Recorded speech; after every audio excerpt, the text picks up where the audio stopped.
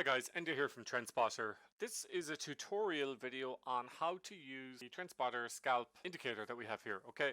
And this is from today, 20th of May. So I'm going to show you how we'll do today, because today, as you can see, it's a downward slope here, and I have the 1 minute open here and the 2 minute open.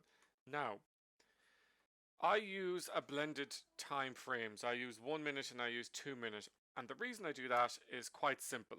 Look at the 1 minute on the bottom and look at the 2 minute on the top.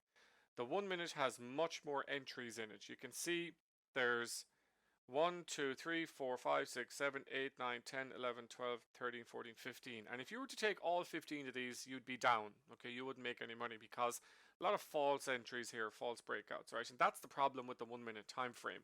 The 2 minute time frame has 1, 2, 3, 4, 5, 6. Less than half, okay? Now, and also, I don't trade past half 10. So if you're taking notes, you need to write this stuff down. I don't trade past half 10 religiously, okay? Religiously. It's one of the few rules that I absolutely stick to. And I break my own rules all the time, so you're not alone on that.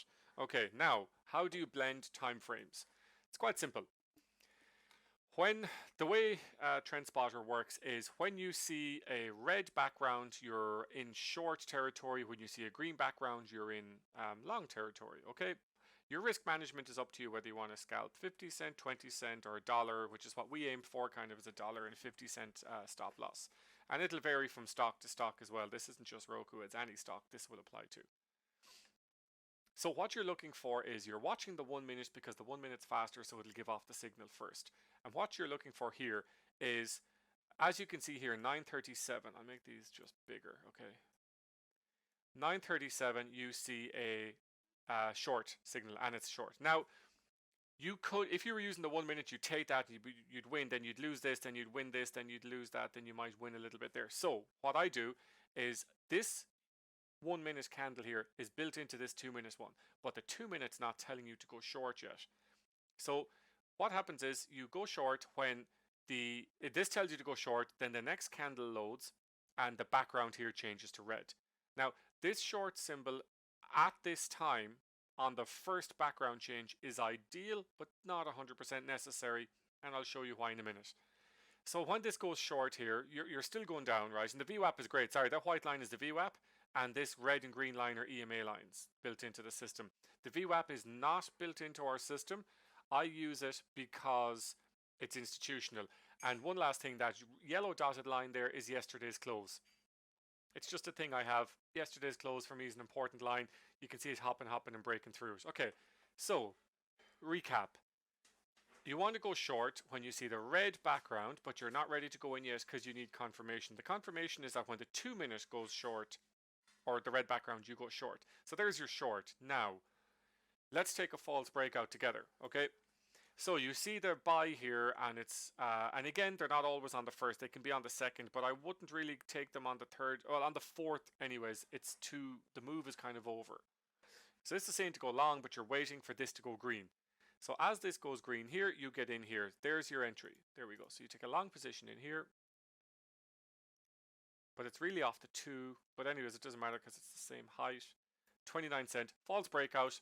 Now, when do you get out? When you're going long on this, right, that opens actually up here, and you go long, you get out either at your stop loss, which for me, that was in here. That's it, done.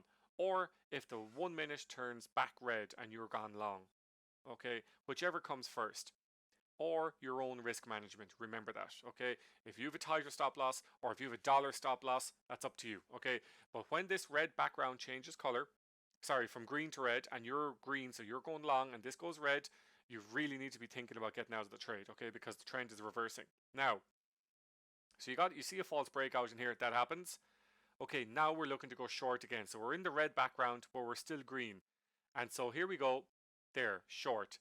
Now it says short, and again, that's fine, and you do want to see a short on the 1, but you don't see the short on the 2 until 2 candles later.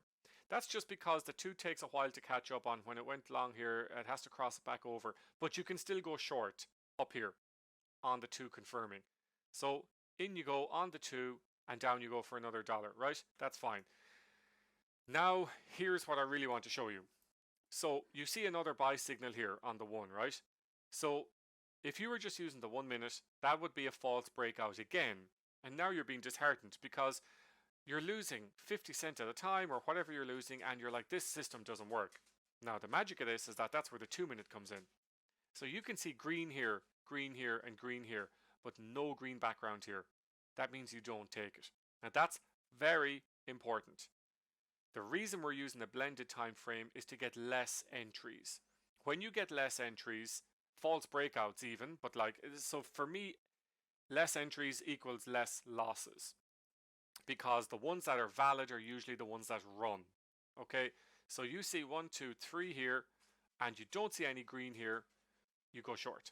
Now, an experienced trader will know also you're at the previous day close, so it's probably going to go short anyways, but it can bounce, it can do this and go off $1 and then come back down, whatever. But that's just something we were shorting in the room anyways, because we knew when it broke 116 it would go down heavy. And here we go. So we're down here again. We broke again. We're still red here on the 2 minute. And look at it again. 1 minute turning up green. You see that? Buy signal. Okay. So you're like, okay, I'm getting ready to buy. Now, you don't know. You can see here in advance that it's all red. But you're saying, what this is telling you is get ready to buy, but don't buy. So you're getting ready, you're getting ready, you're getting ready, you're getting ready. And then nothing happens. And then the short appears. And you see the short. And that's it. You go short again. Now, I wouldn't take that short personally because several factors. I like a pullback and then I'd go short again. What's happened here is that it's very extended, okay? And usually I've heard stories, but it's up to yourself what you believe. 3 re-entries is where it's kind of the maximum you can take. But for me, 2, like 1 to 2, and you're pushing it. But that's uber safe, okay? It's up to you. So anyways, look, the takeaway from this is that if you were just using this on the 1 minute, you'd be getting stopped out a lot. So the 2 minute is much more accurate. Yes, you will get a false breakout. That is part of trading, guys. Nothing is 100%, but your winners are much bigger than your losers. See that? Much bigger. And then nothing there, and then again, right? And that's the bottom line here. You're more accurate, and your winners are much bigger than your losers. 2 to 1 is ideal, minimum, but 1.5, 1.7 when it starts to tinker around, when the volume is low on it. And I trade Roku all the time, nearly every day, because Roku is a magic stock. It always has movement in it, even with low shares, low volume traded. And then after half 10, this is what happens. Blah, blah, blah, blah, blah, blah, blah, nothing. This is a brief intro on how indicator works. You're looking for alignment. You're using the 1 to set up and the 2 to trigger. I don't trade past half 10. Join me in the room, guys, if you want to see more. We're doing it live. We have other traders in there. They're trading other stocks as well. But Roku is my favorite at the moment anyways. It has been for the last year and a bit. Okay, so any feedback or comments below, just, send them on to me. Okay, talk to you in the next one.